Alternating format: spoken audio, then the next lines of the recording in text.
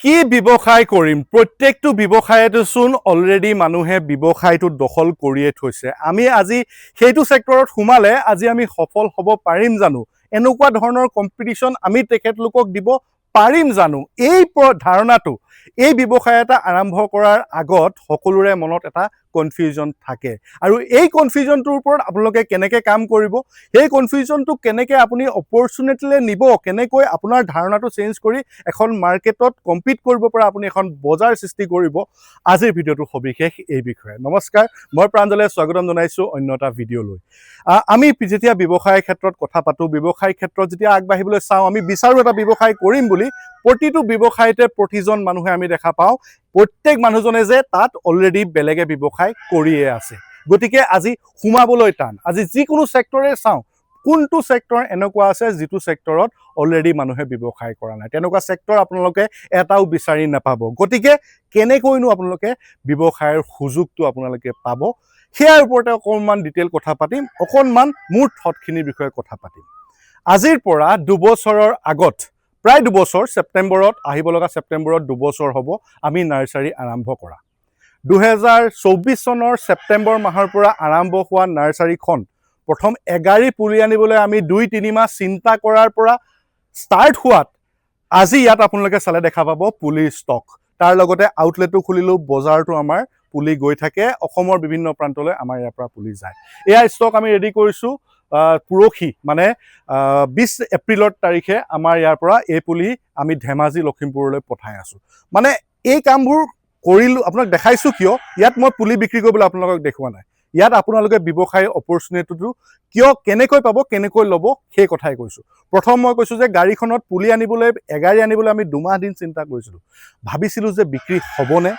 ভাবিছিলো যে মোৰ পৰানো পুলি মানুহে কিয় কিনিব ইমান মানুহ ইমান ডাঙৰ ডাঙৰ নাৰ্সাৰী আছে সেই এগাৰী পুলি লৈ এই আধা পুলি লৈ পিনি ইয়াত মই কেনেকৈ চলাব পাৰিম ইয়াতে যদি মই চাওঁ এতিয়া ইয়াত 3 গাড়ী পুলি সোমাই তো গোটেই কনসেপ্টটোত আগবাঢ়িবলৈ কাম কৰিবলৈ হলে কেনেকৈ আগুৱাব লাগিব আজি আপোনাৰ মাইন্ডসেটটোৱে হ'ল গোটেই মানে ইয়াৰ খেল গোটেই অংকটোৱে হ'ল আপোনাৰ মাইন্ডসেটত আজি লওক আপুনি যেতিয়া ষ্টাৰ্ট কৰিব কিবা এটা ব্যৱসায় প্ৰথম তাত আমি বিচাৰিব লাগিব যে অপৰচুনিটি কি আছে তাত গ্যাপ কি আছে আজি মই নাৰ্সাৰী ক্ষেত্ৰখন যেতিয়া আৰম্ভ কৰিলো নাৰ্সাৰী সেক্টৰত যেতিয়া সোমালো তেতিয়া মই একদম মূল দেখা পালো যে ইয়াত থকা গ্যাপটোৱে হ'ল পুলি সকলোৰে ওচৰত আছে লগাই দিয়াৰ মানুহ লগাই দি পুলি ডাঙৰ কৰাৰ সাৰ্ভিসটো দিয়া মানুহ এই বজাৰখনত এই সেক্টৰত নাই গতিকে মোৰ প্ৰথম বাৰৰ মোটিভটোৱে হ'ল যে আমি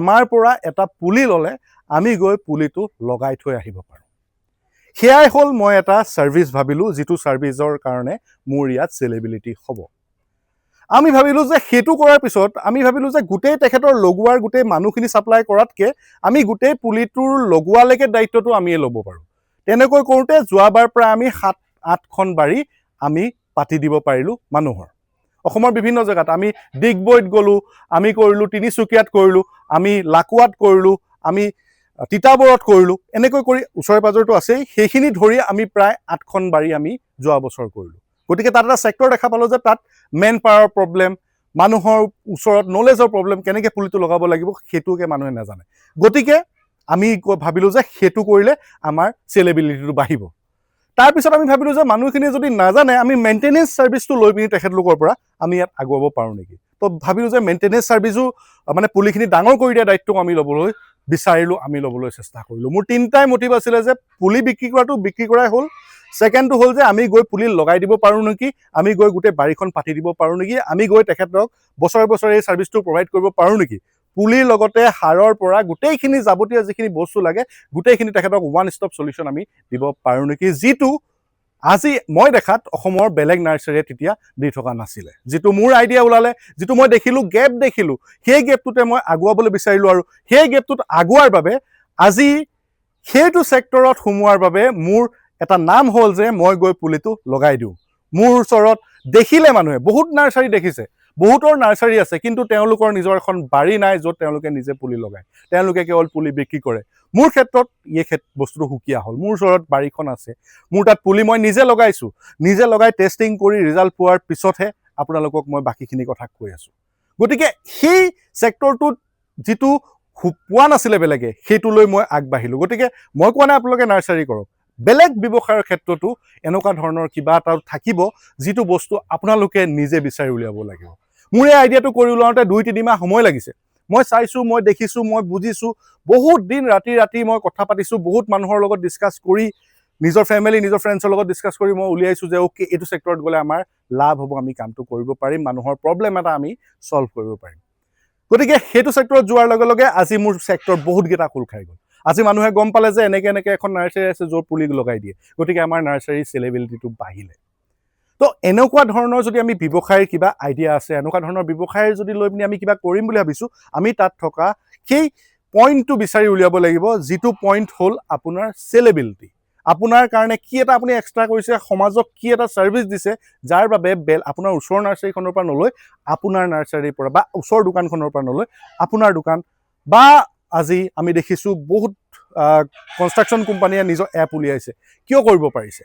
কাৰণ তেওঁলোকে দেখিছে যে ইয়াত এটা গেপ আছে, প্ৰাইচিঙৰ ভেৰিয়েঞ্চ আছে। আজি ইয়াত শিৱসাগৰত বেলেগ দাম, যোৰহাটত বেলেগ দাম, চবতে বেলেগ বেলেগ দাম আছে। এটা ইউনিফৰ্ম দাম কৰি তেওঁলোকে এটা এপ লঞ্চ কৰিও গোটেই অসমতে মাৰ্কেট কৰিব পৰা আজি ডেটত ছিষ্টেম আছে। গতিকে এনেকুৱা ধৰণৰ চিন্তাবিলাক যদি, এনেকুৱা ধৰণৰ ছেক্টৰবিলাক আমি ধৰিব পাৰোঁ, এনেকুৱা ধৰণৰ অপৰচুনিটিবিলাক আমি উলিয়াব পাৰিলে কিন্তু তাত ব্যৱসায় লুকাই আছে, আৰু সেই ব্যৱসায় কেতিয়াও কিন্তু আপোনাক ৰখাব নোৱাৰে। সেই এগাড়ী পুলি অনাৰ পৰা বহুত সাহস কৰি, বহুত চেষ্টা কৰি এগাড়ী পুলি অনাৰ পৰা আৰম্ভ কৰি আজি আপুনি এইফালে চালে আপুনি দেখা পাব পুলি, এইফালে ঘূৰাই অকণমান দেখাই দে। আকৌ যদি আপুনি সেইফালে চাই দিয়ে, তাতো আমাৰ আপোনালোকে গোটেই নাৰ্চাৰীৰ পুলিয়ে আমাৰ এই বাৰীখন কমপ্লিট ভৰ্তি হৈ আছে। তাৰ লগতে আউটলেটৰ কথা আছে, আউটলেটটো ৰাখিছোঁ, দোকানত গৈছে, সেইবিলাকতো আছে। বেলেগে নাৰ্চাৰীয়ে 2খনকৈ তাৰপিছত নাৰ্চাৰীও খুলিলোঁ, গোলাঘাটত এখন আৰু এখন কছাৰীহাটত। এই 2খন খোলাৰো বহুতখিনি ষ্টৰিজ আছে, য'ত আমি সোমোৱাৰ কাৰণে আজি এই বস্তুটো গম পালোঁ। কিন্তু আপোনাৰ লগত এনেকুৱা মানুহো লাগিব, যিখিনি মানুহে আপোনাক সাহস দিয়ে, যিখিনি মানুহে আপোনাক ছাপৰ্ট দিয়ে, যিখিনি মানুহৰ কথাই আপোনাক উৎসাহিত কৰে, যিখিনি মানুহে আপোনাক কয় যে তই আগুৱাই যা, আমি তোৰ বেকত আছোঁ। এনেকুৱা মানুহো কিছুমান লাগিব, আৰু আপোনাক কনষ্টেণ্ট ছাপৰ্ট কৰি থকা মানুহ লাগিব। গতিকে যিকোনো ব্যৱসায় কৰিম বুলি ভাবিছে, তাত আপোনালোকে ষ্টেডি হওক, কামটো লৈ তাত কি বেলেগ কৰিব পাৰি সেই কথাটো চিন্তা কৰক। তেতিয়াহে কিন্তু আপুনি সফলভাৱে এটা ব্যৱসায় বিচাৰি পাব। কি ব্যৱসায় কৰিব লাগে বুলি আপুনি কাকো সুধিব লগা নহয়। এয়া এটা থট আছিলে। ফাৰ্মলৈ আহিছিলোঁ, কণী উলিয়ালে, কণী কিমান ওলালে? আজি 59 ওলাল ন? তো এইফালে কণীও 59 উলিয়ালে। মানে চব বস্তু মিলাই মিলি যেতিয়া কৰি আছোঁ আমি, তো ইয়াতে আমি গোটেইবিলাক বস্তুৱে আমি চলাই থাকিবলগীয়া হৈছে, গোটেইবিলাক বস্তুৱে আমি চলাই আছোঁ। তো পিছবেলা থট আছিলে, এইটো আপোনালোকক কৰি দিলোঁ। সিহঁতি আপোনাৰ ভিডিঅ' কৰি থাকোঁতে সিহঁতি মাজে গৈ পিনি আপোনালোকে চাগে দেখিলে চাগে, কণীখিনি উলিয়াই আনিলে, কুকুৰাক দানাও দিলে। গতিকে এয়াই। তো এতিয়া মই গৈ থাকোঁ ঘৰলৈ, আপোনালোকৰ লগত এটা ভিডিঅ' আগুৱাই দিলোঁ। তো আপোনালোকে অকণমান চিন্তা কৰি চাব, কেনেকৈ এটা ছেক্টৰত আগুৱাব পাৰি, কেনেকৈ কিবা এটা কৰি আগুৱাব পাৰি, ব্যৱসায়ত কিবা এটা বেলেগ এড কৰি। এই যে কণী, এই কণী মই এটা ভিডিঅ' বনাইছিলোঁ আগতে, কিন্তু এতিয়ালৈকে এডিটেই কৰা নাই। অন্ধ্ৰৰ কণী 160-170 প্লেটত বিক্ৰী হৈছে, কিন্তু আমাৰ ফাৰ্মৰ কণী, মানে আমাৰ কুকুৰাৰ কণী, আমাৰ ফাৰ্মত থকা কুকুৰাৰ কণী আজি ডেটত প্ৰতিটো কণী 10 টকাকৈ বিক্ৰী হৈ আছে। এতিয়া 59টা গৈছে, মানুহ আহিব, অলৰেডি 59টা এতিয়া বিক্ৰী হৈ যাব। গতিকে সেনেকুৱা ধৰণৰ বস্তুবিলাক আপোনালোকে চিন্তা কৰিব লাগিব। বহুতেই ইয়াৰ পৰা নিপিনি উমনি জগাবৰ কাৰণে পুলি নিয়ে। ভিডিঅ'টো শ্বেয়াৰ কৰি দিব। ধন্যবাদ, থেংক ইউ।